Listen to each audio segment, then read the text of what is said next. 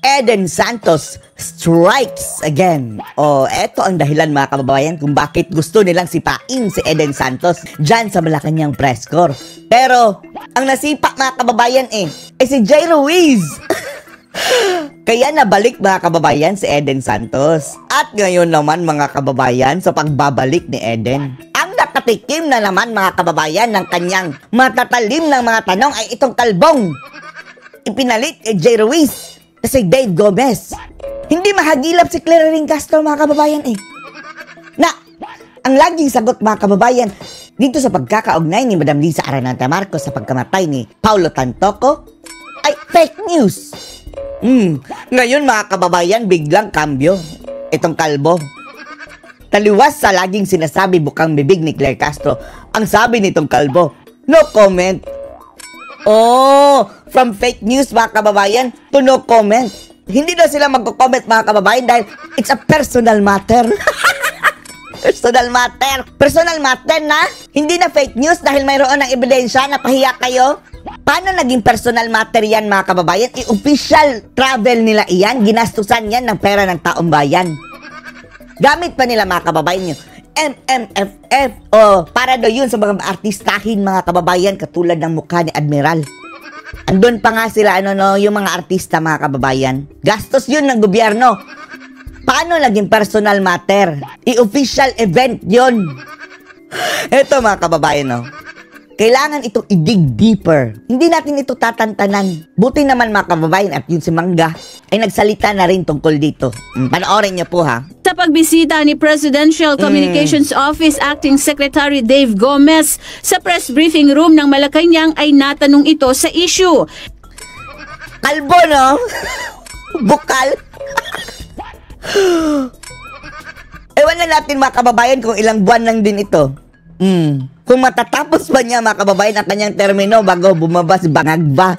Idiniin kasi ni Gomez sa Malacanang press corps na ipagpapatuloy niya ang paglaban sa fake news. Andyan na si Eden mga kababayan.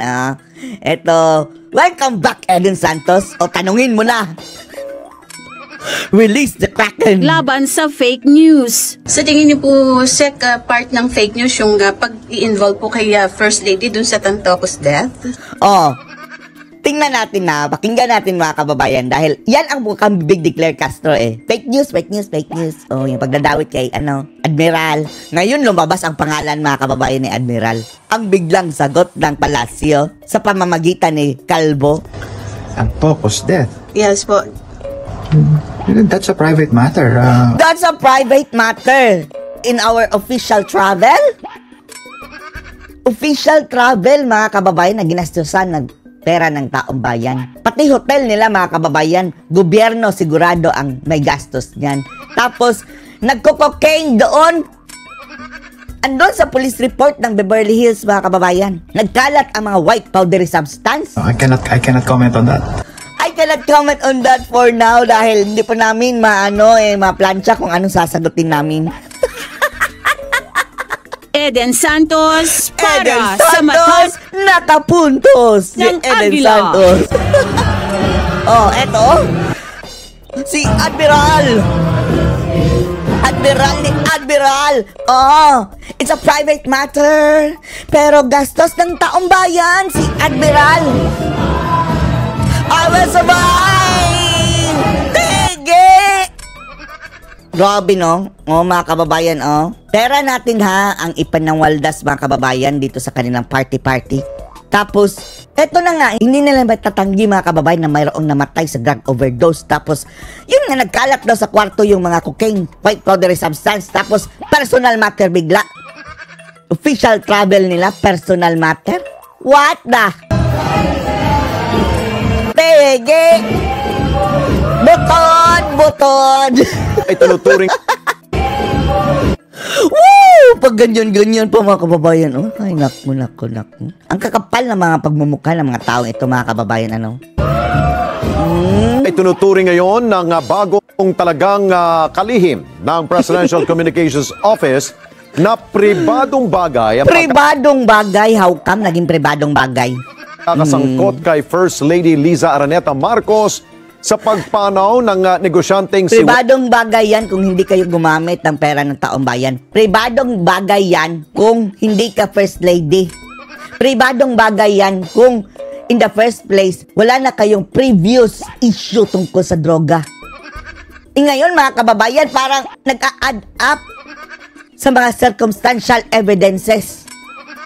Itong cocaine overdose as a cause of death sa one of your entourage. Kokak. Juan Paulo Tantoco. Kaya tikom ang bibig ng Malacanang sa naturang issue. Tikom ang Kasunod bibig na rin ng ito mga ng kalbo. ulat na cocaine overdose umano ang naging sanhi ng pagkamatay nito. Eden Santos sa balita. Go Eden! Ayaw Go, magkomento Eden! ang Malacanang sa lumabas na ulat na cocaine overdose ang sanhi ng pagkamatay. Ito mga kababayan, no? Napakalaki iskandalo nito. Big scandal. Lalong-lalo na involved ang First Lady mga kababayan na previously mayroon ng eyewitness ha. Si Cathy Binag mga kababayan na inalok daw siya ng pulburon. Ano ba? Tanggap na lang ba ng mga Pilipino mga kababayan at yung mga tagapagligtas ng ating bansa? Etong ganitong klaseng mga tao. Siguro, tikom ang bibig eh. Pati itong mga media mga kababayan. Hindi naman natin sila inaakusahan na talagang guilty na ha. Pero, dig deeper on this. Ito mga taong ito ang nagdadala sa ating bansa eh. Wala man lang tayong narinig mga kababayan na statement nila, personal matter lang ang sabi. Ng negosyante na si Juan Paulo Tantoco. Si Tantoco ay namatay noong March 8, 2025 sa Beverly Hilton Hotel sa Beverly Hills sa Los Angeles County, California. Isang araw pagkatapos dumalo sa Manila International Film Festival o MIFF bilang bahagi ng entourage ni First Lady Oh, ayan na si Kokak, I Will Survive, oh. Dancing Queen.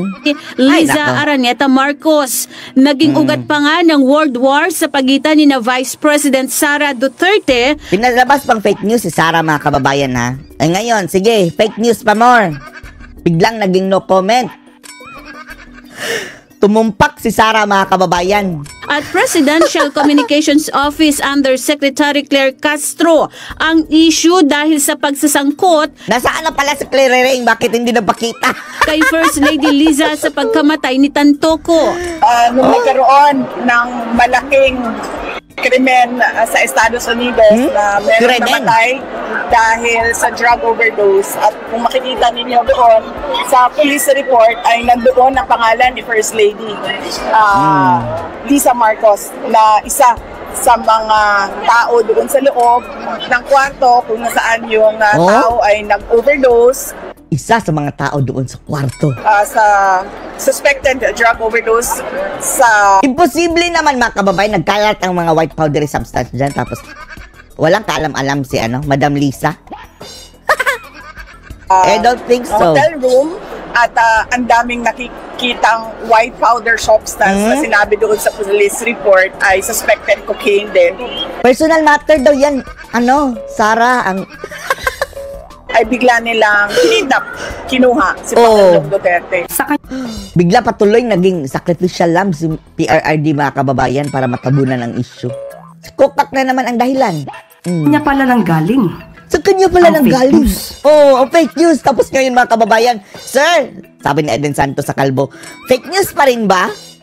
Ito pagkakadawit ni Lisa sa pagkamatay ni Tantoco. It's a personal matter. Hindi natin na ikokomentohan. Siya pala ang source ng fake news na ito.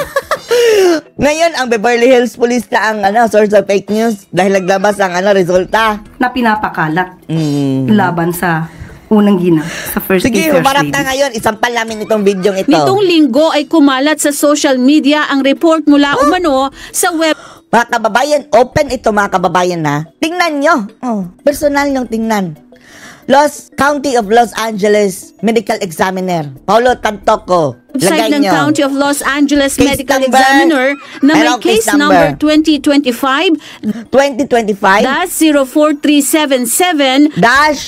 04377. sanhi ng pagkamatay ni Tantoco ay dahil sa paggamit umano ng cocaine. Cocaine effects. the cocaine effect. Nakalagay rin sa medical examiner na ang iba pang dahilan ay cardiovascular disease. Na-trigger mga kababayan, na-overdose sumobra sa supply. Makikita rin na open ang status ng kaso ng pagkamatay ni Tantoco. Nananatiling open ang case status ng Open pagkamatay ni Rustan's Commercial Corporation heir, Paulo Tantoco. Ibig sabihin mga kababayan, yung mga taong involved dyan is under investigation pa rin. Alamang mayroong interim release.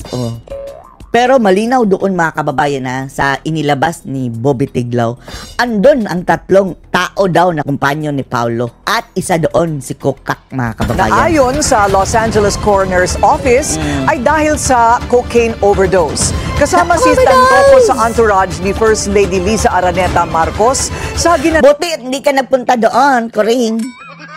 BFF ka pa naman ni Kokak. ginanap na Manila International Film Festival sa Beverly Hilton Hotel. Masakit siguro sa mga kababayan, no? Sa loob nito si Corina ang pagbabalita nito. Ito Billionaire News Channel, although hindi ito pro Duterte mga kababayan, pero hindi ito pro Marcos. Ito nga siguro ang nagpo-focus ng balitang ito. Pero andyan si Corina mga kababayan, no choice siya dahil nagbabasa lang ito mga kababayan Pinsan niya ni Marojas Noong si Kokak. So, narito ang agenda report ni Ivy Reyes. Ivy, pasok! Pumanaw si Paulo Tantoco noong March 8 sa Beverly Hilton Hotel kung saan ginanap ang Manila International Film Festival. Isang business sign. Bakit si Liza Araneta ang nangunguna dyan sa MMFF mga kababayan? Artista ba yan? Anong mandato niyan? Siguro mga kababayan gusto niyang makihalubilo doon sa mga magaganda. Nakakahawa ba ang kagandahan?